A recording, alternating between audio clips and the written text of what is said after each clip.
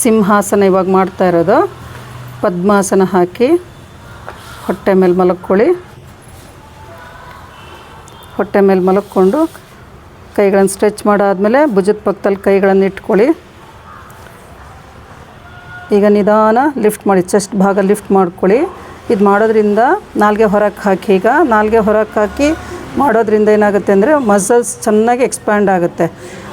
Facial muscles ಸ್ಕಿನ್ನೆಲ್ಲನ ಇದು sound ಮಾಡೋದ್ರಿಂದನೂ thyroid problem ಕಡಿಮೆ ಆಗುತ್ತೆ. ಮತ್ತು ಫೇಶಿಯಲ್ ಮಾಡೋ ಥರ ಆಗುತ್ತೆ ಇದನ್ನು ಮಾಡಿದ್ರೆ. ಚೆನ್ನಾಗಿ ನಾಲ್ಗೆ ಹೊರಕ್ಕೆ ಹಾಕೋದ್ರಿಂದ ಪೆಲ್ವಿಕ್ ಪಾಯಿಂಟ್ ಓಪನ್ ಆಗುತ್ತೆ. ಮತ್ತು PCOD ಪ್ರಾಬ್ಲಮ್ ಆ ಥರದ್ದೆಲ್ಲ ಇದ್ರೂ ಕಡಿಮೆ ಆಗುತ್ತೆ. ತೈಸು ಚೆನ್ನಾಗಿ ಸ್ಟ್ರೆಚ್ ಆಗೋದ್ರಿಂದ ಅಲ್ಲಿರೋ ಫ್ಯಾಟು ಕರಗುತ್ತೆ. ಇದು ಚೆನ್ನಾಗಿ ಇದು ಮಾಡಿದಾಗ ಥೈರಾಯ್ಡ್ ಪ್ರಾಬ್ಲಮ್ ಗಂಟ್ಲಿಗೂ ಚೆನ್ನಾಗಿ ಎಕ್ಸಸೈಸ್ ಆಗುತ್ತೆ. ಇದು ನಿಧಾನ ವಾಪಸ್ ಬನ್ನಿ, ಮಲಕ್ಕೊಂಡು ನಿಧಾನ ಕಾಲನ್ನು ಬಿಡಿಸಿ. ಈಗ ನಿಧಾನ ಮೇಲಕ್ಕೆ ಬನ್ನಿ, ಕಾಲು ಮುಂದಕ್ಕೆ ತೊಗೊಳ್ಳಿ, ರಿಲ್ಯಾಕ್ಸ್ ಮಾಡ್ಕೊಳ್ಳಿ.